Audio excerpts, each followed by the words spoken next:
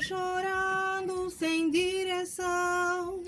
Jesus já afogou-me, me deu a sua mão, melhorou o mundo e o meu coração. Vivia nas trevas em aflição, sozinho chorando sem direção. Jesus já afogou-me, me deu a sua mão, melhorou o mundo e o meu coração. Troquei assim o mal pelo bem, troquei então o espinho pela flor, troquei também a morte pela vida, troquei o ódio pelo amor. Troquei assim o mal pelo bem, troquei então o espinho pela flor, troquei também a morte pela vida, troquei o ódio pelo amor. Passei a viver com saúde, senti minha vida se transformar. Deixei a tristeza de lado e a doce paz veio em mim habitar. Passei a viver com saúde, senti minha vida se transformar. Deixei a tristeza de lado e a doce paz veio em mim habitar. Troquei assim o mal pelo bem, troquei então o espinho pela flor, troquei também a morte pela vida, troquei o ódio pelo amor. Troquei assim o mal pelo bem, troquei então o espinho pela flor, troquei também a morte pela vida, troquei o ódio pelo amor. Amém. É bom estar aqui? É maravilhoso estar aqui. É maravilhoso estar aqui? É bom estar aqui. Eu fico feliz em saber que os irmãos também acham que é bom estar aqui. É sempre bom estar na casa de Deus, é sempre bom quando nós nos congregamos para juntos adorarmos. Jesus diz, onde dois ou três se unem, em meu nome eu estarei no meio deles. Então significa que quando nós dois unimos-nos com o objetivo de podermos cultuar, Jesus está no meio de nós. Quem crê que Jesus está aqui? Amém. Então eu também creio. E bom, eu não sei se o tempo que nós temos nos favorece, porque quando se diz estudo de profecia é um assunto um bocadinho exigente em matéria de tempo. Então se eu levasse uma hora já estaria escuro, né? Porque 17h30 já é escuro agora, não é? Já escurece, 17h30 já é escuro. Então só queria mesmo ter uma hora convosco, mas acredito que não vai ser possível. Mas vamos até onde nós pudermos. Nós vamos dar continuidade do nosso tema. Alguém se lembra de qual foi o último tema que tivemos? Alguém se lembra? Falamos de quê? Das profecias. Falamos das profecias, mas concretamente estávamos a falar de que parte das profecias? Qual é o livro que estávamos a ver? Qual é o livro que Daniel e Apocalipse. Daniel e Apocalipse, mas concretamente o livro de Daniel. Nós dissemos que de fato esses dois livros se complementam, né? E é o que nós vamos ver aqui com mais clareza hoje. Esses dois livros se complementam. O livro de Daniel é um livro que foi inspirado há 700 ou 600 anos antes da vinda de Cristo, ok? E o livro do Apocalipse foi alguns anos depois de Cristo ter ascendido. Por aí, ano 98, ok? Então, eles têm uma distância muito grande, mas há uma grande relação entre esses dois livros. É o que nós vamos estudar aqui hoje, ok? Vamos antes orar. Perdão. Vamos orar? Soberano Deus dos céus, que nos seja o Senhor habita, damos-te graça e te bendizemos, porque o Senhor tem de forma muito especial cuidado de nós. Muito obrigado pelo sábado maravilhoso e lindo que o Senhor nos deu. onde podemos, Senhor Deus, desde o período de manhã, te louvar e ouvir as mensagens que o Senhor nos trouxe aqui através dos servos. É chegado o momento, ó Pai, de estudarmos a Tua Palavra. Pedimos a presença do Teu Espírito Santo para que nos possa conduzir e nos possa instruir em justiça e na verdade, de modo que tudo quanto a gente for aprender aqui, Senhor, venha do trono de Deus para os nossos corações. Entregamos tudo em Tuas mãos, seja feita a Tua vontade. Em nome do Senhor Jesus. Amém. Ok, vamos lá. Conceito. Vamos definir o livro de Apocalipse. O que significa Apocalipse? O livro de Apocalipse, como o livro de Daniel, é profecia apocalíptica. Aqui nos diz que esses dois livros, tanto Daniel e Apocalipse e Daniel, são livros de quê? De profecias apocalípticas. O que significa profecia apocalíptica? Alguém tem ideia? Profecia dos últimos tempos. Profecia dos últimos tempos. Profecia apocalíptica quer dizer profecias que vão se cumprir independentemente. Estão a perceber? Da nossa condição ou do nosso desejo como homem. São coisas que vão acontecer. Então, o que estamos a dizer em outras palavras, o que está no livro de Daniel e o que está no livro do Apocalipse são eventos que vão acontecer. Queira nós queiramos ou não. Entendemos? Mesmo que nós não desejamos que essas coisas aconteçam, elas vão acontecer. Mesmo que os presidentes, mesmo que os líderes religiosos não queiram que as coisas que estão no livro de Daniel e Apocalipse aconteçam, elas vão acontecer. Isso é que significa profecia apocalíptica. Esta última palavra é derivada do vocábulo grego apocalipsos, ok? Que significa revelação. O que significa apocalipse? Revelação. Exato, o original é apocalipsos, em grego, ok? Então, em português, fazendo uma tradução, apocalipse quer dizer revelação. Então, se vocês quiserem chamar o livro do Apocalipse de outra maneira, chamam como revelação. Por isso que em inglês é o quê? Revelation. Porque é revelação. Percebemos? Continuando. A profecia apocalíptica nos proporciona revelações especiais de Deus, baseadas nas visões, sonhos inspirados do profeta. Então Deus deu sonhos e deu o quê? Visões aos seus profetas e eles depois registraram. Ok? Continuando. Essas visões e sonhos usam amplamente símbolos que representam acontecimentos que irão ocorrer ou mensagens que devem ser transmitidas. Ok? Então, nós aqui encontramos claramente que o livro de Daniel, assim como do Apocalipse, foram inspirados em forma de símbolos, ok? Vocês lá vão encontrar vários símbolos que, ao fazerem a leitura, vocês não vão perceber, mas é preciso entender o significado de cada símbolo, ok? Então, a palavra Apocalipse significa revelar ou descobrir. Algo que está coberto, você quando tira a cobertura está a descobrir. Então, significa algo revelado, é algo aberto. Mas o mundo, o que diz sobre o livro do Apocalipse? Não dizem que o livro do Apocalipse, as outras igrejas, não dizem que o livro do Apocalipse é um livro selado, que as coisas estão lá e ninguém pode perceber. Nunca ouviram isso? Pessoas das outras religiões, ok? Alguém já fez parte de uma outra igreja, a nossa igreja adventista? Estudava lá o livro do Apocalipse? Sim. Percebiam com clareza as coisas que estão no livro do Apocalipse? Não, a explicação é bem diferente da que eu tenho tido cá. Ok, é bem diferente. Em alguns casos até dizem que esse livro nem deve ser tocado, nem deve ser aberto. Está aqui na Bíblia, mas dizem que nem vale a pena estudar. Porque essas coisas ainda vão acontecer lá no futuro, lá ainda quando chegar o momento, Deus vai revelar. Estão a perceber? Alguns dizem isso.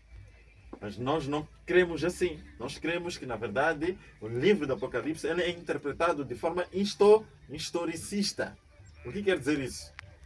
Forma historicista significa que os eventos vão acompanhando o quê? Ou seja, as ocorrências vão acompanhando os eventos. Ok? À medida que o tempo vai passando. Desde o momento em que o profeta recebe a revelação, até o decorrer da história, os eventos estão a acontecer. Então, isso de dizer que vai acontecer lá no futuro chama-se futurismo. É um método de interpretação que nós, como adventistas, não nos identificamos. E isso também de dizer que tudo que está no livro de Daniel e Apocalipse já aconteceu no passado chama-se preterismo. E isso também nós não nos identificamos. Método de interpretação historicista. Começa a partir do tempo do próprio profeta. Irmão, do próprio profeta. E vão se desenrolando, vão ocorrendo até o fim. Estão a entender? Então, é exatamente assim. O livro do Apocalipse também deve ser percebido desta maneira. Agora, vamos lá ver qual é a relação de Daniel e Apocalipse. Qual é a relação que existe entre esses dois livros? Para entender a relação, vamos ler o livro do Apocalipse, capítulo 12, versículo 9. Vai ver, pode ler? Está aqui? Consegue ver? Ok. Vou ler para não levarmos muito tempo. E ele diz: vai, Daniel, porque estas palavras são fechadas e seladas até o tempo do fim. O que foi dito a Daniel? Que as palavras que ele escreveu estão fechadas e estão seladas até o tempo do fim. Realmente, no tempo de Daniel, era difícil perceber o que? Os eventos. Estão a entender, né? Embora alguns eventos, como nós dissemos, poderia ele ter percebido como o capítulo 7. Ele poderia entender, porque Deus mesmo fez questão de lhe dar a entender o que estava acontecendo naquele tempo. Lembram-se? Quando ele teve o sonho, sonhou o quê? 4 animais. Isso simbolizava 4 reinos. E alguns reinos eram os reinos que ele vivia lá. O primeiro reino era de Babilônia. Depois veio o quê? Medio-Pérsia. Que são reinos que eram do seu tempo. Ele poderia perceber o capítulo 7. Mas outros eventos, como o que veio no capítulo 8, o que veio no capítulo 9, capítulo 10, eram já coisas para o tempo do fim. Por isso que foi mandado fazer o quê? Sela. A última visão que ele teve, a partir dos capítulos 8, 9, 10, 11, 12, eram eventos do tempo do fim. Por isso que não cabia a ele poder perceber. Agora, vamos lá ler aqui sobre Apocalipse. Nos diz o quê? Capítulo 1, verso 1 do Apocalipse, diz assim: revelação de Jesus Cristo, a qual Deus lhe deu, para mostrar aos seus servos as coisas que brevemente devem acontecer. E pelo seu anjo as enviou e as notificou a João, seu servo. Então o livro do Apocalipse é o quê? Revelação. Estão a entender? De Jesus Cristo. Então, enquanto Daniel foi dito para fazer o quê? Selar e fechar, João foi dado o quê? Uma revelação. Estão a entender a relação que existe? Então, estamos a dizer que o livro de Apocalipse é continuação de quê? De Daniel. Estão a entender?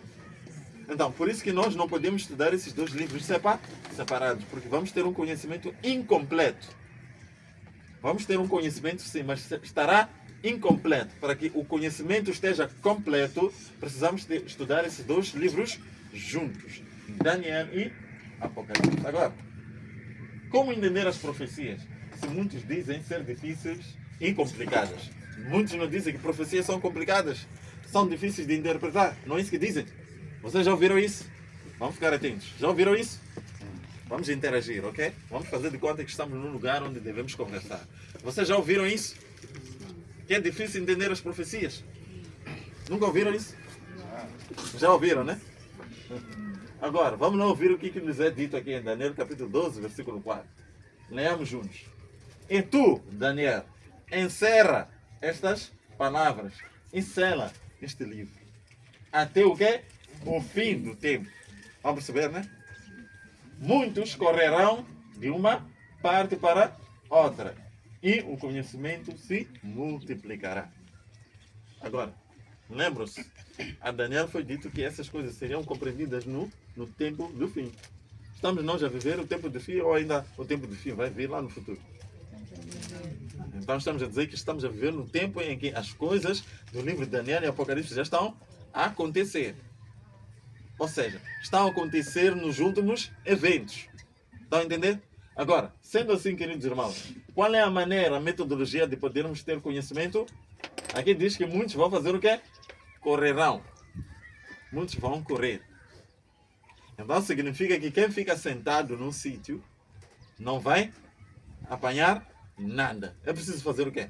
Correr de um lugar para o outro. Buscando o quê? O conhecimento. Esse é o ato que nós devemos tomar. Por essa razão que a Igreja Adventista do Sétimo Dia é chamada de um movimento. O movimento é algo que está sempre a se mover, não fica estático. Se nós ficarmos estáticos, não vamos ter nenhum conhecimento.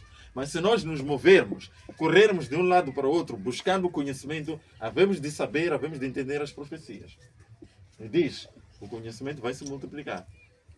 Estão a entender, né? Isto ocorreu numa data específica, a partir de um ano específico que nós vamos estudar aqui, 1798. mas ainda vamos falar sobre este assunto. Vamos fazer a divisão do livro de Apocalipse, ok?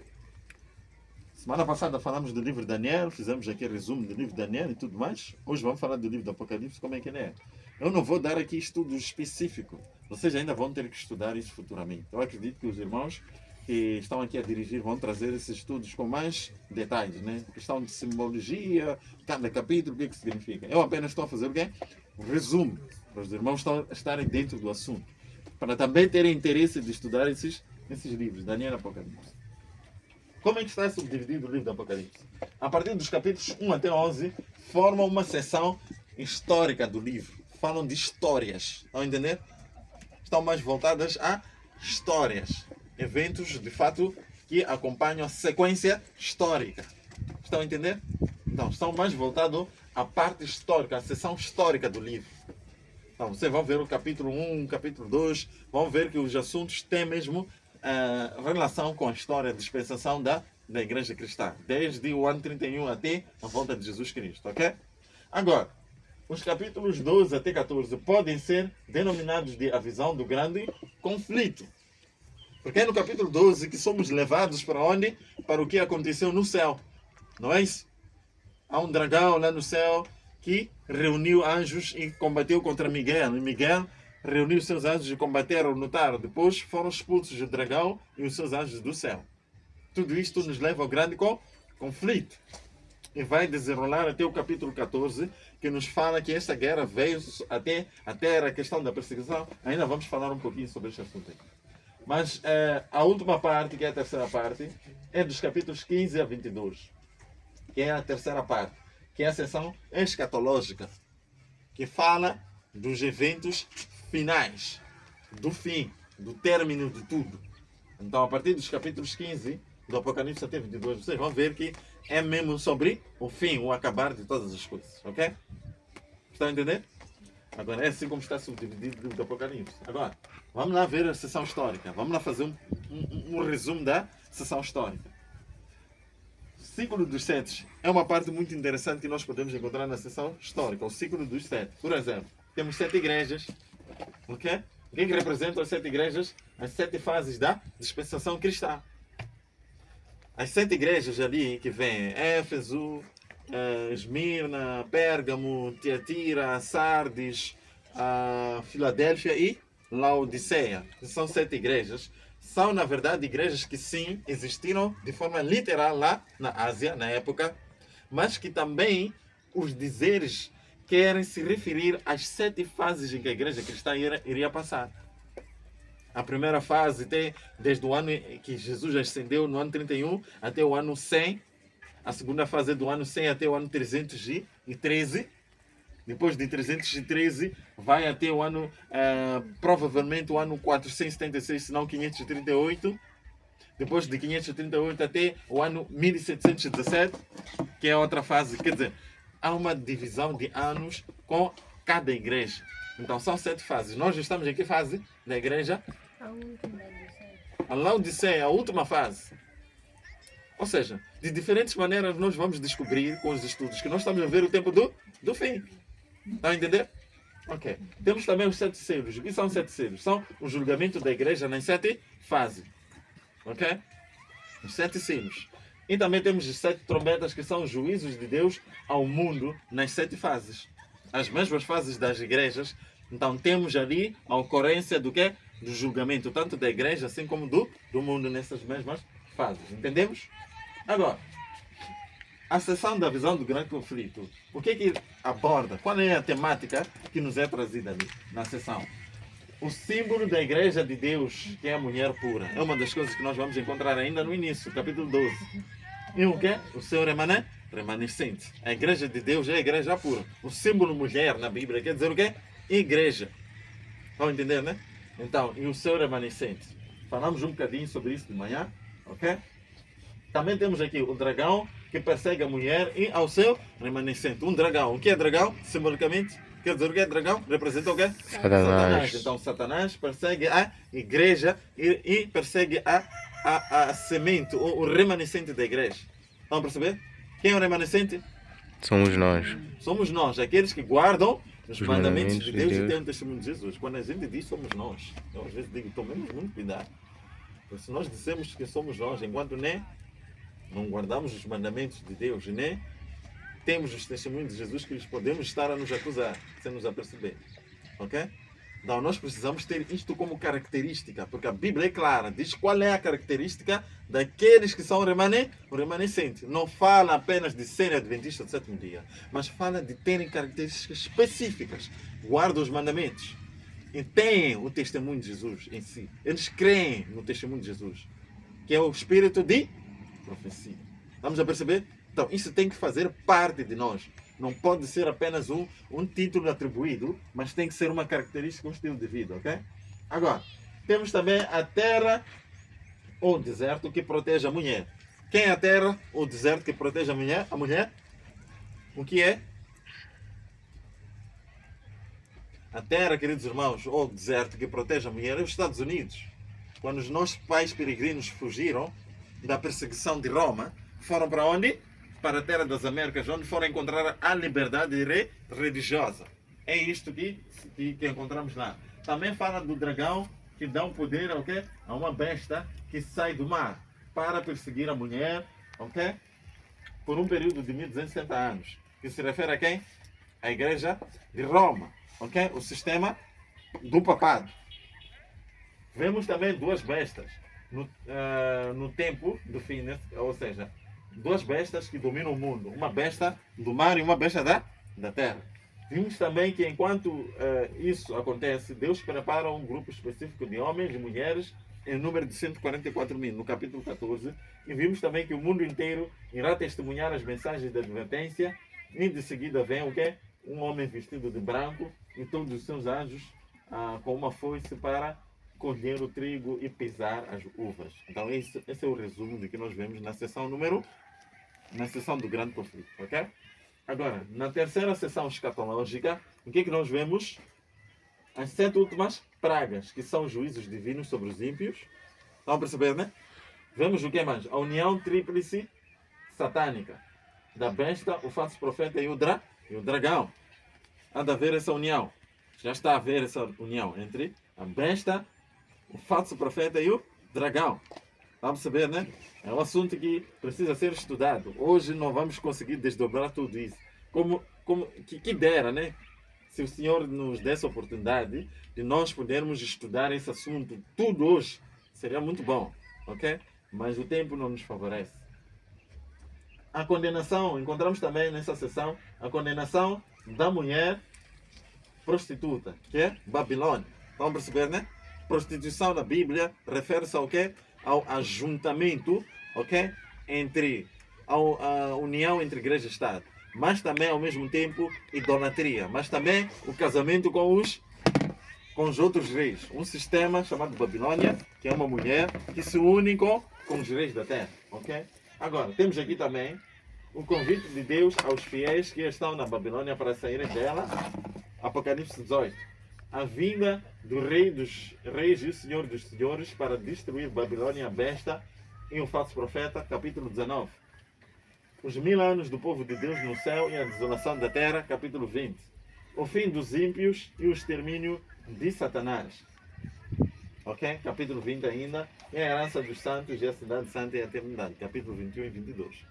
Então nós vemos que, de fato, a terceira sessão aborda os assuntos escatológicos, o fim de todas as coisas e também a herança dos gemidos, ok? Agora podemos parar por aqui, dizer tchau, acabou a lição, ou podemos continuar? Podemos continuar? Não está noite, irmãos? Não está noite? Vamos continuar? Sim. Ok, tudo bem. Então, aquilo que eu fiz era apenas um resumo para a gente estar dentro. O que é que o livro do Apocalipse aborda? Ok? Percebemos? Tentei correr mesmo por causa do tempo. Talvez precisava falar com um bocadinho de calma, mas tentei correr por causa do tempo. Agora, nós vamos ver a última parte aqui do nosso estudo. A missão do povo de Deus no tempo do fim. Nós vamos entrar na visão do grande conflito, que é a segunda sessão do livro do Apocalipse. O que vamos falar agora tem que ver com a segunda sessão do livro do Apocalipse, ok? A segunda sessão. A visão do grande conflito. Na visão do grande conflito, nós vemos que existe o remanescente, que é perseguido pelo dragão. Esse remanescente vem da mulher. A mulher significa a igreja cristã. O remanescente é o povo que guarda os mandamentos e tem o testemunho de Jesus Cristo.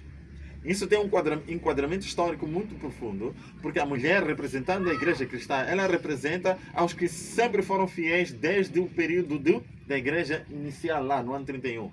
Quando Cristo disse ao Pedro e aos demais discípulos que vocês vão cuidar das minhas ovelhas. Ali iniciou a igreja cristã.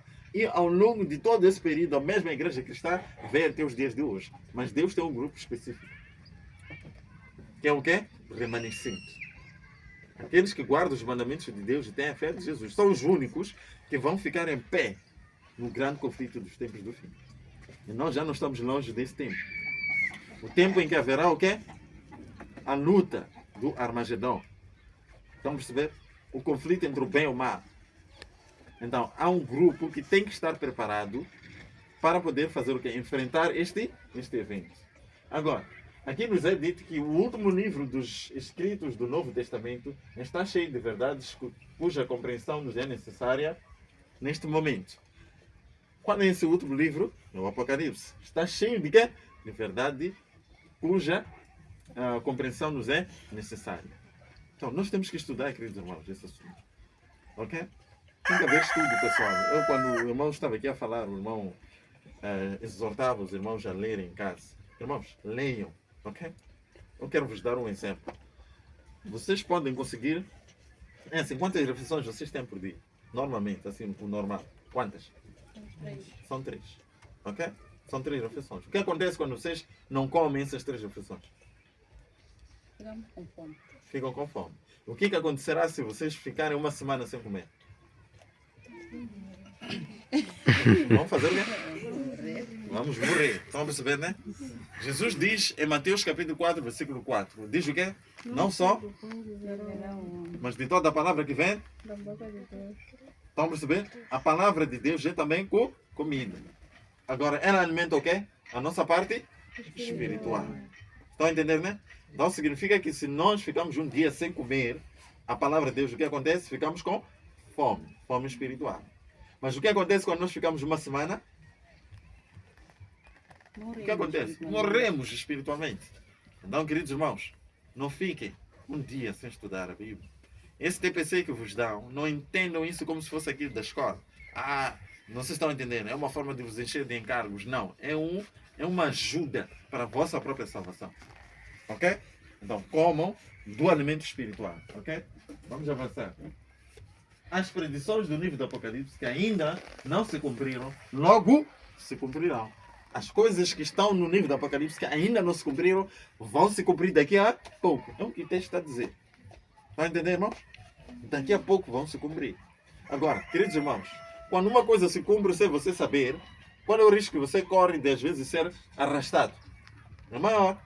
Imagina que diga-se que vem aí uma chuva, estão a entender? Que vai arrastar tudo. Uma chuva que vai estragar tudo. Vocês devem sair de onde? Da zona de risco onde vocês estão a viver. E você, quando dão essa informação, você ignora. Ou você nem quer estar para ouvir. O que vai acontecer contigo quando vier a chuva? Vai te arrastar junto. Então, a única forma de você estar preparado para que essa chuva, quando vier, não te apanhe, o que tem que fazer? É dar ouvidos. Ir atrás da informação. É isso que está a dizer aqui o texto. Ok? Que esses eventos logo vão se cumprir. Então precisamos estudar para saber o que vai acontecer em breve. Esta profecia deve ser agora estudada com diligência pelo povo de Deus e compreendida claramente. Deve ser estudada e compreendida. Então, irmãos, nós já não somos mais inocentes. Se eu não tenho conhecimento, eu não sou mais inocente. É por causa da minha própria ignorância. Estão a entender? Jesus disse aos seus discípulos: se eu não tivesse vindo, eles poderiam estar desculpáveis, poderiam se desculpar, poderiam ser inocentes. Mas como já vim, não sei se estão a perceber, agora que eu já vim, já não há culpa, não há desculpa para eles. Ou seja, se a verdade vem, se você já tem acesso à palavra de Deus, se você tem Bíblia, porque batizou e recebeu Bíblia, estão a perceber? E você não estuda, você já não é inocente. Porque eu não tenho conhecimento, porque eu não sei ler bem, você já não é inocente. Tudo que vai acontecer para ti, não será por inocência, será por ignorância. Está a entender, irmãos? Por essa razão que vocês devem estudar. Estudem, irmãos. Estudem. Isso é um dever para nós. Eu aqui vou explicar algo sobre o tempo do fim. Por que a gente toda hora diz que está no tempo do fim? Parece ser algo até um alarme, né? Algo alarmante. Parece algo que assusta. Mas nós temos que entender por que nós dissemos que estamos a ver no tempo do fim. Vocês saberiam dizer por que estamos a ver no tempo do fim? Alguém quer dar aí uma ideia? Estamos a ver no tempo do fim por quê? Não fazem ideia? Irmão, aí. Não faz ideia por que estamos a ver no tempo do fim? Ninguém faz assim, irmão?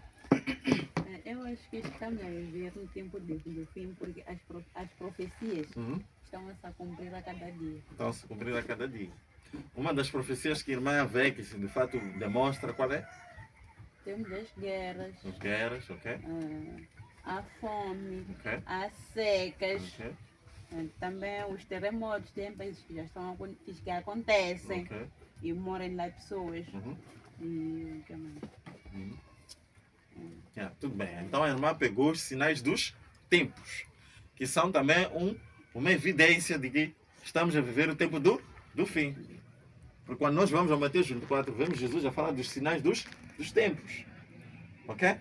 Agora, existem várias razões. Os sinais dos tempos, na verdade, é uma forma de nos alertar só a nós. Mas existem várias evidências de que nós estamos a ver o tempo do fim. Ok? Algumas das quais nós vamos falar aqui sobre uma cronologia de tempos. Eu quero que os irmãos abram esses textos aqui. Daniel capítulo 7, verso 25, a irmã pode abrir. A irmã ali vai abrir Daniel capítulo 12, versículo 7. A irmã, desculpa o nome, Mira. não apontar o nome, me fugiu Miriam. Agora, Apocalipse 12, irmã a seguir. Apocalipse 11, 2, desculpa. Apocalipse 11, versos 2. A irmã a seguir, Apocalipse 12, versículo 6. E a irmã a seguir, Apocalipse 12, versículo 14, irmã Zemídia. E o irmão lá atrás, o irmão aqui, Apocalipse James. 13, versículo 5. Sim, você mesmo, irmão. Apocalipse 13, versículo 5. Irmão 13, 5. Apocalipse é o último livro da Bíblia, ok? A primeira irmã, Daniel 7, 25. Segunda, Daniel 12, 7. Alguém ficou atrás? Apocalipse 12, 4. Ok, Apocalipse, irmã, 11, 2. Apocalipse 12, 6. Apocalipse 12, 14. E Apocalipse 13, 5, irmão... Esqueci o nome? James. James, irmão James, exato. Ok. Esse é um bom nome para um pastor. No futuro tem que ser pastor James. Sim, continua. E ele diz que quer ser pastor. Disse que ia ser pastor, tá vendo? Caiu muito bem. Ok? Lê. Sim, para ler, irmã. E proferirá palavras contra o Altíssimo e destruirá os santos do Altíssimo e cuidará em mudar os tempos e a lei, e eles serão entregues na sua mão por um tempo e metade de um tempo. Ok, muito obrigado, irmã. Sim, a seguir? Sim, sim. Daniel 12, versículo 7. Não tem capítulo 12? Espera, está aqui. É o último capítulo. É o último Daniel. capítulo de Daniel. Aí mesmo, é. Exato, verso 7. É isso, sim, verso 7. E ouvi um homem vestido de linho que estava sobre as águas do rio, quando levantou a sua mão direita e a sua mão esquerda ao céu e jurou por aquele que vive eternamente que depois de um tempo Enquanto ela lê, todos prestemos de atenção. tempos e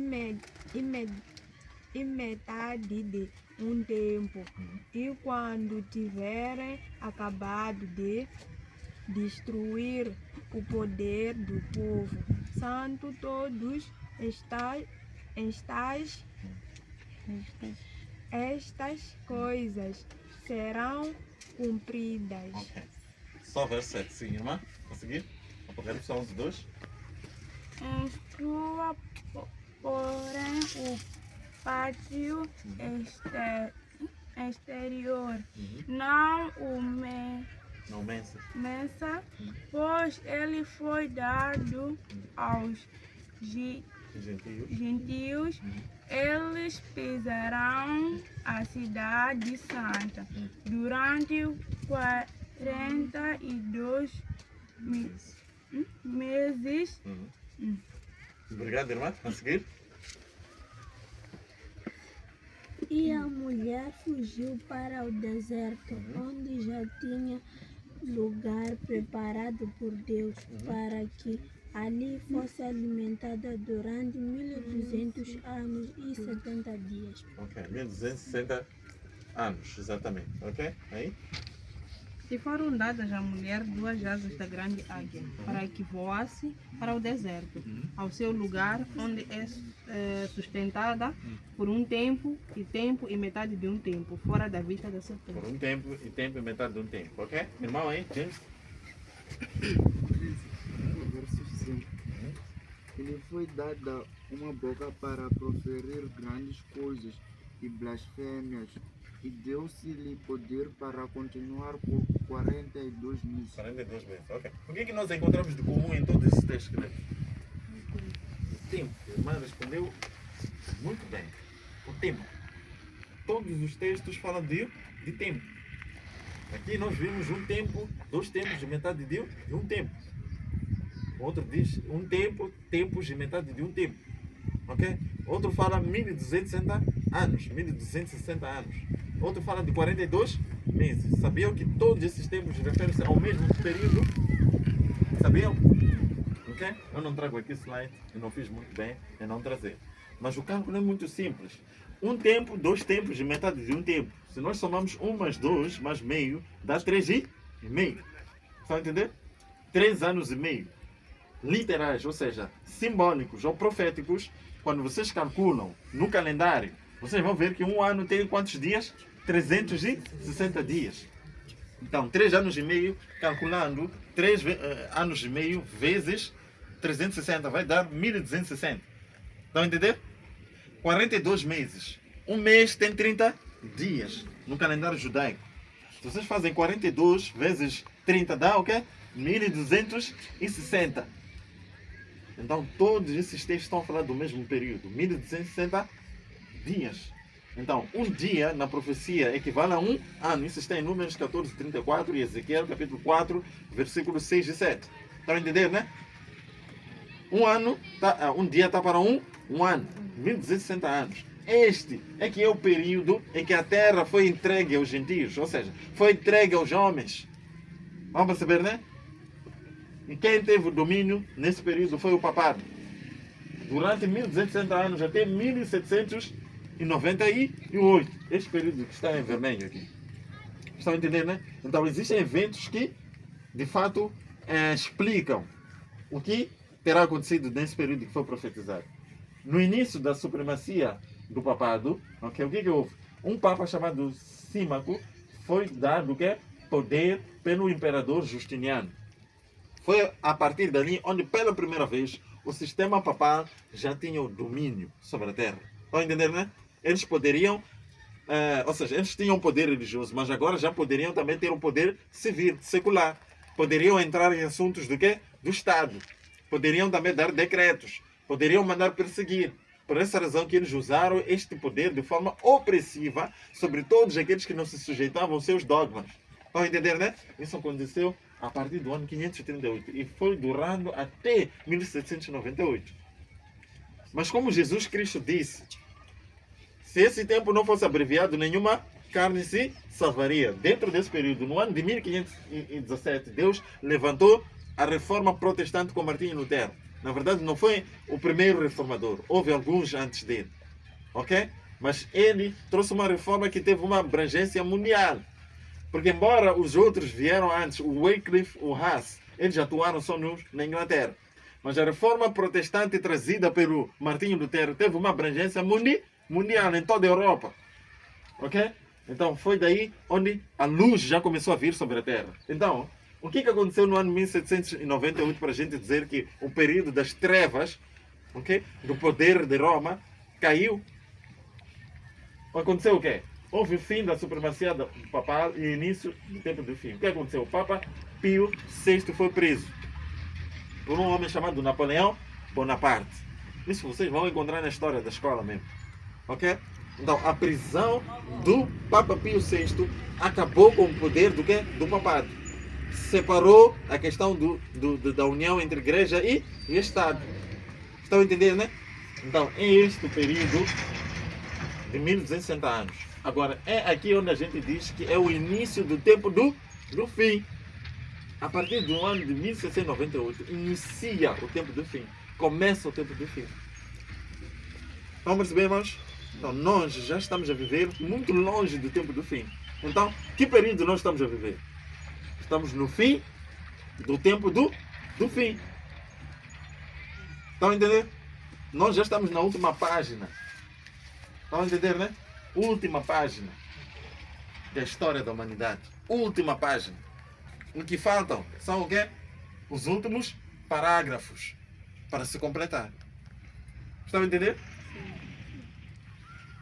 Agora, existem alguns eventos que vêm após o tempo do fim. Como, por exemplo, o surgimento do movimento adventista. Vem depois do tempo do fim. Por isso que nós dizemos que é a igreja do tempo do fim. Quando é que ela surgiu? No ano de 1844. Porque ela surge depois do tempo do fim. Essa fase, a partir de 1798, é a fase da última igreja, da dispensação cristã. A igreja de Laodiceia. Estão a entender? Agora, há outros eventos que também vêm acontecendo. A restauração deste poder opressor. Estão a perceber? Porque o livro de Apocalipse 13 diz que esta vai ser ferida de morte. Esta besta que vem do mar. Porque o papado é a besta do mar. Estão a entender? Vai ser ferida de morte, mas a sua ferida será curada. Isso aconteceu no ano de 1929. O início da cura. Ainda não está completamente. Porque quando é que vai estar completamente? Quando voltarem a se unir de novo o quê? A igreja e o Estado. Quando a igreja começar a poder entrar nas questões do Estado, a decretar os seus dogmas, a exigir com que aqueles que não seguem os dogmas da igreja sejam presos. É aí onde verdadeiramente vamos voltar ao período da Idade das Trevas. O que aconteceu aqui foi terrível. Você nem podia ter acesso à Bíblia, nem podia estudar a Bíblia, nem ter Bíblia em casa. Você sabia que isso já aconteceu? Sim. E isso vai voltar a se repetir quando este evento, este poder voltar a ter o seu poder, ou essa entidade, o papado, voltar a ter o seu poder. Ok? Um outro evento que falta acontecer, enquanto essas movimentações estiverem a acontecer, quando estiver perto, porque nós estamos aqui nessa fase aqui. Estão a ver aqui hoje, nós estamos desde a restauração deste poder, que é o amarelo. Estão a entender, né? A restauração desse poder e o dia em que ela já vai ter o poder de verdade. Estamos dentro desse intervalo. Então, o nosso hoje está aqui, no limiar. Mas é nesse momento que, quando isso acontecer, vão acontecer esses outros eventos aqui. A sacudidura. Sabe o que é sacudidura? Há de haver sacudidura na igreja de Deus. Sacudidura. Aqueles que são superficiais, que só entraram por emoção. Aqueles que não firmificam-se na palavra. Vão perceber, né? Jesus deu aquela parábola da semente. Já leram? A semente que caiu na terra, outra que caiu nas pedras, outra que caiu entre espinhos. Estão a perceber, né? Aquilo tem muitos ensinamentos. Estão a entender? Então, aquele que caiu entre os espinhos até tenta crescer um pouco, mas depois faz o quê? Os espinhos sufocam, né? Significa o quê? Aquele que até ouviu a palavra ficou feliz, mas por causa dos eventos, perseguições de ódio aqui, depois fez o quê? Largou tudo. Estão a entender? Queridos irmãos, nós temos que ser a semente que caiu em terra fértil.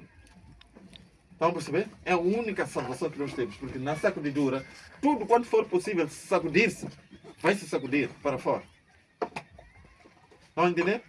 Depois, enquanto está a acontecer a sacudidura, vem o que é a chuva seródia. O que é a chuva seródia? Falou-se aqui na pregação de manhã. O derramamento do Espírito Santo. Lembram-se do que aconteceu em Pentecostes? Quando eles se uniram, honraram, renunciaram todos os seus defeitos, as suas diferenças. Depois o quê? Vem como forma de vento impetuoso, em forma de fogo, o Espírito Santo. Um vento soprou em forma de fogo. Eles falavam como fogo. As palavras. Palavras de poder. O Evangelho é poder. Mas em línguas diferentes. Que todo mundo os podia ouvir. No tempo do fim isso também vai acontecer. Vamos perceber? Quando recebermos o Espírito Santo por ocasião da chuva serôdia. Agora, isso vai nos levar a dar o alto clamor. O que é o alto clamor? É a pregação da terceira mensagem angélica com muito poder e força. Estão a entender? Esses são os eventos que ainda faltam acontecer. São os últimos eventos isso. E nós estamos aonde? Pertinho deles. Nós quando darmos o alto clamor, sabe o que vamos dizer? Saiam dela, povo meu. Saiam da Babilônia. Ainda vamos ver o que é isso de Babilônia. Estão a entender? Vamos pregar com muita intensidade para aqueles que ainda estão o quê? A servir ao diabo sem se aperceber. Aqueles que ainda estão sendo enganados lá fora. Porque nós já temos toda a verdade. E depois já de haver o quê? O selamento. Estão a perceber? Selamento. E o selo de Deus qual é? Qual é o selo de Deus? Qual é o selo que Deus vai colocar na nossa testa? É o sábado. Queridos irmãos, selo de Deus vai ser colocado aqui, é o sábado. Mas nós temos dois tipos de selamento. O selo de Deus funciona como o quê? Em primeiro lugar, o Espírito Santo, né? Efésios capítulo 4, versículo 30. Diz claramente que nós seremos selados pelo Espírito Santo. O Espírito Santo será o quê? Nós? O caráter. Estão a perceber, né? Estão a perceber? Depois nós temos no caráter, no selo, nós temos um sinal, uma marca, que vai ser o sábado. Estão a entender, né? Este aqui é o selo de Deus. Então, enquanto isso, do outro lado, o que acontece? Acontece o quê? O decreto dominical, que será uma prova final sobre também o povo de Deus, mas também será o selo de Satanás. Estão a entender? Em paralelo, Satanás também vai querer colocar o seu selo para os seus, que é o decreto dominical. Ok? A marca da besta, o decreto dominical é apenas uma lei. A marca da besta é que é a marca de Satanás sobre os seus. E depois desse evento acontecer, fecha-se a porta da graça, Cristo volta. Esses são os eventos no tempo do fim. Agora, quando nós vamos ao livro de Apocalipse 10, viram tudo o que eu disse? Há um dever que nós temos como povo de Deus, em meio a tudo isto. Qual é o dever? Apocalipse 10, 11 diz: e ele disse-me, importa que profetizes outra vez. Viram o quê? Não se contaminaram com mulheres, porque são o quê? Virgens. Então estamos a dizer que na igreja vamos ter que esperar jovens virgens para poder pregar a mensagem? É isso que está a dizer o texto? Temos que entender, porque o livro de Apocalipse é sim simbólico. Ok? Então, o que estamos a dizer, em outras palavras, é o seguinte: esses não se contaminaram com mulheres. Qual é o símbolo de mulher na Bíblia? Na profecia? Igreja. Então significa que eles não se contaminaram com o quê? Com as falsas doutrinas de outras igrejas. Por exemplo, o mundo prega que quando a pessoa morre, tem uma alma que depois vagueia, vai para aí, vai para lá. Vamos saber, tem uns que vão para o inferno, vão para o céu. Isso está na Bíblia. Não. Estão a entender? Então, esses não se contaminaram com esses falsos ensinos. O mundo prega que o dia verdadeiro, o dia da adoração tem que ser o primeiro dia da semana. É verdade isso? Onde é que vocês encontraram escrito? Lembra-se do dia domingo para o santificar. Está escrito isso? Qual é o dia? Sábado. Estão a perceber, né? Então, estes não se contaminaram com as falsas doutrinas que são ensinadas lá fora. Porque uma vez, mesmo tendo congregado nessas igrejas, quando eles ouviram a verdade, o que eles fizeram? Deixaram aquelas doutrinas para seguirem o quê? A verdade. Essa é a característica dos que vão pregar essa mensagem. Isso é Bíblia. Diz mais, estes são os que seguem o Cordeiro para onde quer que vá. Quem é o Cordeiro? Jesus. Jesus Cristo. Seguem Jesus. Significa que eles têm uma experiência com Jesus. Um crescimento com Jesus Cristo. Dia após dia. Através do quê? De uma vida devocional. De oração e estudo da palavra de Deus. Quem acorda de manhã que ora antes de sair de casa? Levanta a mão. Vamos saber. Os que não levantam a mão significa que estamos a ter problemas. Nós estamos a ter uma vida devocional. Cuidado, irmãos, porque a única salvação que poderá haver nesse tempo do fim é fazer parte dos 144 mil. Ok? Para poder fazer a obra do Senhor. Precisamos desenvolver esse encontro com Jesus. lá no nosso quartinho. Ok, não é problema, às vezes dormimos com muita gente no mesmo quarto. Você pode arranjar um outro cantinho da casa, ok? Orar a Deus na manhã, antes de todo mundo acordar, ok? Pegar um texto bíblico, não precisa ser um capítulo longo, um trecho só. Ler e começar a meditar naquele texto. Essa experiência que nós precisamos ter. Chama-se crescimento em Cristo, ok? Vocês já viram aquelas pessoas que ficam musculosas? Gimam, né? Ganham músculos, ficam grandes. Como é que chama? São bombados. Como é que se diz? Pessoas que gimam. Vocês já viram, né? Hã? São mulheres. Goleiras, exatamente. Vocês já viram goleiras como ficam? O que é que acontece com goleiras para eles ficarem grandes? Fazem o quê? Exercício. O que é que eles fazem? Algo contínuo, não é isso? Algo que fazem toda hora. Um exercício contínuo. Estão a perceber isso? Então, é esse exercício que nós também temos que fazer espiritualmente. Para crescermos espiritualmente. Estão a entender? Isso chama-se essa experiência que precisamos ter. Agora, estes são os que, dentre os homens, foram comprados como primícias para Deus e para o Cordeiro. Ok? Então, foram comprados como primícias para Deus e para o Cordeiro. Este é um assunto que, com calma, vamos explicar. Mas as primícias, no antigo Israel, costumava ser aquilo que se trazia em primeira mão para Deus. Aquilo que era o mais especial. Então, esses também, de forma especial, vão ser entregar a Deus. Mesmo que sejam os últimos. Estão a saber porque eles vão ser os últimos na história. Mas Deus os considera como primícias. Ok?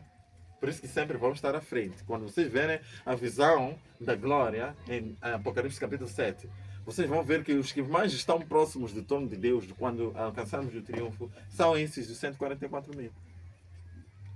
Depois vem os outros grupos, os mártires, depois vem os outros, ok? Mas esses vão estar mais próximos de Cristo. Agora, Apocalipse 14, verso 5 diz: E a sua boca não se achou engano, porque são irrepreensíveis diante do quê? Do trono de Deus. Esse texto não está repetido?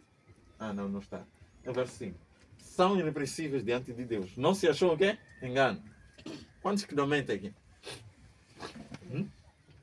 Quantos é que não mentem? Levanta a mão. Então, vocês não estão qualificados para serem 144 mil. Vocês são todos mentirosos. O que se passa com a igreja? Estão todos a mentir. Andam a mentir. O que andam a inventar por aí? Você não mente. Eu brinco. Ok, tudo bem. Na verdade, o que esse texto está a dizer é o seguinte: pode ser que de fato vocês um dia tenham cometido mentira. Pode ser que, porventura, por um lapso, vocês tenham mentido. Mas todo aquele que mente e depois se arrepende, aquela mentira é apagada. Significa que quando nós temos experiência com Cristo, nós somos pessoas que facilmente se arrependem. Não estou a dizer que você tem que programar uma mentira para programar um arrependimento. Não sei se estão a entender. Mas essas pessoas não significa que nunca pecaram. Mas quando eles pecam, eles reconhecem o seu erro, o que eles vão fazer? Vão confessar. Estão a entender? Essa é a experiência que nós devemos ter também. Não há entre nós ninguém que se diga que não peca. Estão a perceber? A Bíblia diz que não há justo nenhum sequer, exatamente. Para dizer que não há quem diga não peca. Aquele que diz que não peca é mentiroso. Estão a perceber? Porém, aquele que quando peca, de imediato vai fazer o quê? Vai a Cristo, pede perdão. Então, esse sim, o perdão é perdoado. Ou seja, é apagado, melhor dizer, para não repetir. Ok? E o que acontece quando o nosso perdão é apagado? Pecado. Nosso pecado é apagado. Muito obrigado, irmão. O que acontece? Deus lança-o fora. Esquece, lança-o no mar do esquecimento. É como se nunca tivéssemos cometido aquele pecado. Então, queridos irmãos, há uma coisa que precisam entender aqui. Esse negócio de dizer que pá, eu ando cometendo muitos erros, pá, que eu acho que Deus nem vai me ouvir mais. Esse é o maior engano que Satanás está colocando na tua mente. Ok? Tu precisas confessar todos os teus pecados. Por quê? Porque quando Jesus terminar a sua obra no lugar santíssimo, já não haverá mais quem vai perdoar os teus pecados. Então vai confessar. Não importa o que você tenha feito. Jesus apaga todos os nossos pecados e lança-os para o mar do esquecimento. Como se nunca tivesses pecado. Então, esses vão entender isso e vão viver uma vida de confissão confessar a Jesus. Por isso que na sua boca não se achou engano. Mas à medida que eles vão se consagrando, vão também treinando a não cometer o quê? Mentiras. O que é mentira? É faltar com a verdade. O que é verdade? É a palavra de Deus. Então, todo ensinamento que está fora do respaldo bíblico, fora do ensinamento da palavra de Deus, torna-se mentira. Não vocês estão a entender, né? Quando nós ensinamos as tradições dos homens no lugar da palavra de Deus, estamos a fazer o quê? Estamos a cometer erro. Significa da sua boca, então não sai o quê? Tradições dos homens. Sai o quê? Verdade bíblica. Por quê? Porque eles desenvolveram o quê? Uma experiência com Deus. Estão a entender? Todos os dias estão a meditar na palavra de Deus. Então o que sai da sua boca sempre tem relação com o que está escrito. Estão a perceber? Essa é a percepção mais ampla que nós vamos ter desse texto. Porque são irrepreensíveis. O que é irrepreensível? Alguém que não acha assim erro nele, assim como era Daniel. Quando os colegas de Daniel, porque ele estava entre os 3 maiores de onde? Da Babilônia, mas já no reino dos Medo-Persas. Okay? O que aconteceu quando queriam apanhar Daniel para ver se de fato lhe destituíam do cargo para eles ficarem como os maiores? Procuraram os seus erros. Foram procurar a nível do seu trabalho, viram que ele era irrepreensível. Significa o quê? Nem tinha um rastro de erro no trabalho dele. Então significa que ele era perfeito em caráter. Podemos nós chegar àquele nível, Daniel? Podemos nós ou não? Podemos. Mas pela força de quem? De Deus. Irmãos, eu como disse, hoje me deram muito pouco tempo. Ok? Mas ok, vamos ver se conseguimos ser mais céleres. A mensagem que este povo vai pregar é esta. Vimos as características. Não é qualquer um que vai pregar essas mensagens. Eu já vos adianto, queridos irmãos. Não é uma questão de seleção, ok? Não é uma questão de quê? De seleção. Mas não é qualquer um. São aqueles que vivem uma vida de consagração. Então, a partir de hoje, todos nós podemos ser 144 mil ou não? Podemos. Não precisa ser alto, não precisa ter mais conhecimento, não precisa ser uma pessoa que fala melhor. Não é isso. Mas é uma vida... Vocês viram ali que eles pregam mais que os outros? Nas características nós vimos coisas que cada um de nós pode fazer onde? Em casa. Estão a entender? Deus não quer de nós capacidades e habilidades. Deus quer que nós apenas tenhamos um encontro com Ele. Só isso. Então vocês podem ser 144 mil aqui. Estão a entender? Para pregar essas mensagens. Estão a perceber? Então aqueles que não oravam, comecem a orar. De manhã, ao acordarem. Pela noite, quando vão dormir. Sempre busquem ter um encontro com Jesus. Leiam a Bíblia. Estão a perceber, né? Um trecho. Não precisa ler longos textos para serem cansativos. Leiam um trecho, mas aquele trecho levem tempo com ele. Meditando. Estão a perceber? Estão a entender? Todos vocês. Fala até, sobretudo, dos mais jovenzinhos. Façam. Porque é isto que Deus quer. Vi outro anjo voar pelo meio do céu. O anjo, já foi nos dito aqui de manhã, é um símbolo de mensageiro. Nós somos mensageiros quando estamos a levar uma mensagem de um lugar para o outro, não é isso? Então o anjo aqui, não é porque são anjos que vão pregar essa mensagem. Anjos não vão pregar nenhum evangelho. Quem vai pregar o evangelho somos nós. Então, vi outro anjo pelo meio do céu que tinha um evangelho eterno. O evangelho que nós vamos pregar é chamado de evangelho eterno. Estão a perceber, né? E nesse evangelho eterno o que vai acontecer? Para proclamar aos que habitam sobre o quê? A terra. Lembram-se da mensagem do Apocalipse 10? Profetizem outra vez a quem? A todas as nações, tribos, línguas e povo. Aqui também diz, a toda nação, tribo, língua e povo. A mensagem chama-se Evangelho Eterno. Estão a perceber, né? Qual é o último sinal que precisa se cumprir para que Jesus Cristo volte? É a pregação do Evangelho. É este Evangelho aqui que vai ser pregado a todo mundo. Estão a entender? É este Evangelho aqui. Então, queridos irmãos, vocês ainda querem que Jesus leve muitos anos para voltar? Não. Então façam alguma coisa. Consagrem-se, preparem-se para pregar essa mensagem, para que Jesus volte logo. Se é uma coisa que Jesus permitiu que pelo menos possamos nós como homens fazer, sabem o que é? É acelerar a sua vinda. Nós temos essa capacidade. Tornar a vinda de Cristo mais rápida. Estão a perceber? Preparemos-nos. A nossa ideia, querida igreja, é nós acelerarmos a vinda de Cristo. Pregar para os nossos colegas, para os nossos vizinhos. Convidamos mais pessoas para virem aqui na igreja, para ouvirem essas verdades. Porque quando vamos a 2 Pedro, diz que sabem por que aparentemente a vinda de Cristo demora. É porque Cristo não quer que ninguém se perca. Então é por causa do nosso vizinho que ainda não conhece a verdade, que Cristo ainda não vem. E nós, como não estamos a fazer nada, estamos com a verdade e guardamos conosco, ainda vão contar-se dias, anos, ainda vemos coisas terríveis a acontecer, ainda vemos pessoas a morrerem, ainda vemos homens a cometerem muitos pecados, enquanto nós já estamos cansados de ver, assistir a esses eventos todos. Queremos que Cristo volte e tudo isso acabe, não é isso? Então vamos fazer alguma coisa. É este Evangelho eterno que nós vamos pregar. O que diz esse Evangelho eterno? Dizendo, com grande voz, temei a Deus e dai-lhe glória, porque é vinda a hora do seu juízo. Ok? E adorai aquele que fez o quê? O céu, a terra, o mar e todas as fontes das águas. Bom, não é para chegarmos a dizer às pessoas, temei a Deus, dai glória, porque é vinda a hora do seu juízo.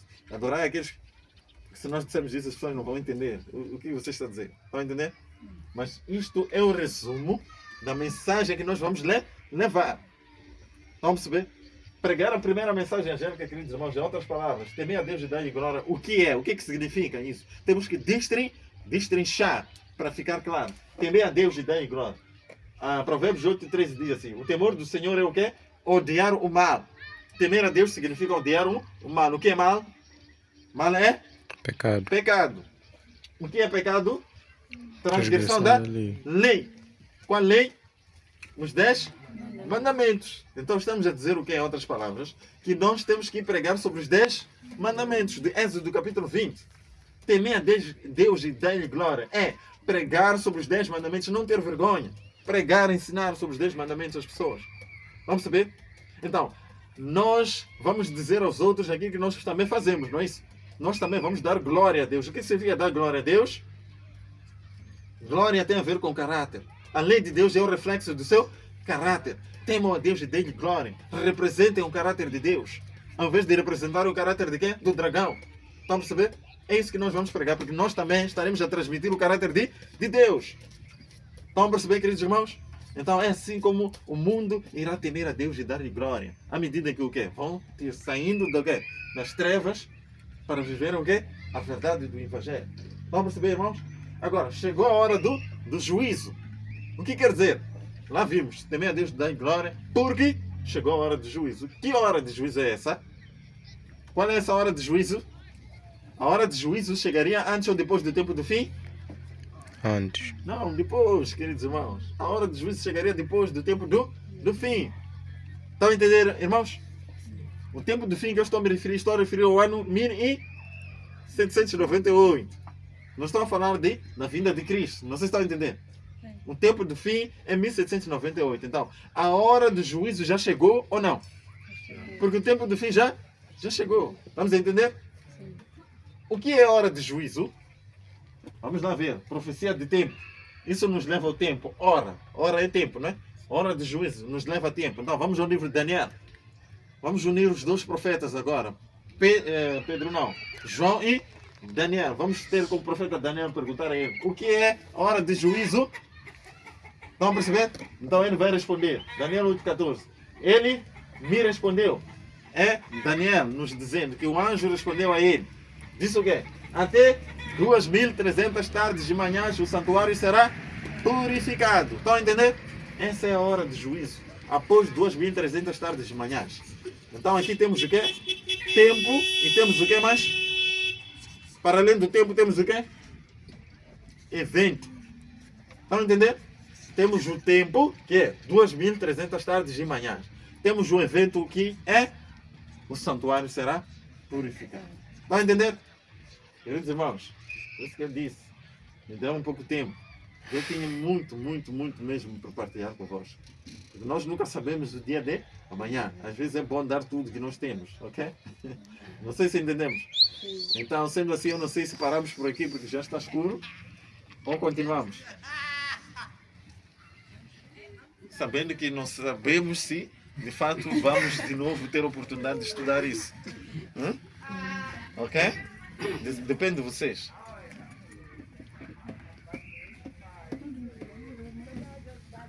Podemos parar por aqui? Vamos continuar. Ok, vamos continuar por mais um pouquinho de tempo só. Bondoso Deus, majestoso Pai, que habitas nos céus.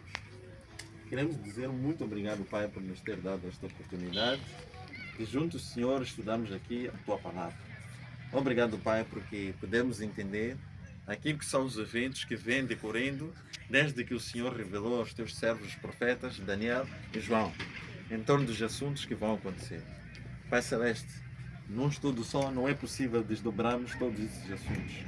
Queremos, porém, pedir, em nome do Senhor Jesus Cristo, que o Senhor faça com que cada um de nós vá sozinho e busque, por interesse pessoal, o estudo particular dessas coisas. Tenham mais perguntas, façam mais perguntas, para que sejam esclarecidos, Senhor. Para que possamos compreender, Senhor Deus, as coisas que de fato em breve vão acontecer. E possamos exercer a fé que nos é necessária para esse tempo, de modo que, Senhor Deus, não nos percamos. Tenhamos o amor ao próximo, Senhor Deus. O Senhor bem diz, amai o próximo como a vós mesmos. Assim como nós desejamos ser salvos, desejamos também a salvação dos outros. Façamos alguma coisa, Senhor Deus, pelos nossos vizinhos, pelos nossos familiares, pelos nossos colegas da escola e do serviço, para que venham também a conhecer a mesma verdade que nós temos. E assim, Senhor Deus, o mundo testemunhe das verdades que o Senhor preparou para este tempo do fim. Proteja, Senhor Deus, e abençoe essa igreja. Igreja muito pequena, mas cheia de corações, Senhor Deus, que te amam. Permita, Pai, com que as pessoas que estão aqui sejam muito abençoadas e nos dê o poder da palavra. Faça com que, Senhor, tenham alta capacidade de pregar o Evangelho. Consigam, Senhor Deus, de dizer aquilo que de fato está escrito com autoridade e virtude do Teu Espírito Santo, para que almas sejam convertidas através da obra que será feita aqui pelos Teus servos. Abençoa aos diretores, Senhor Deus, responsáveis por guiar essas pequenas almas, que o Senhor possa os tornar sábios e entendidos, e que possam fazer, Senhor Deus, a Tua obra ir avante. Oramos, Senhor Deus, agradecendo e cremos que o Senhor nos dará mais uma oportunidade de estar aqui para poder estudar a Tua palavra. Até lá, entregamos tudo em Tuas mãos. Seja feita a tua vontade em nossas vidas. Em nome do Senhor Jesus. Amém. Amém.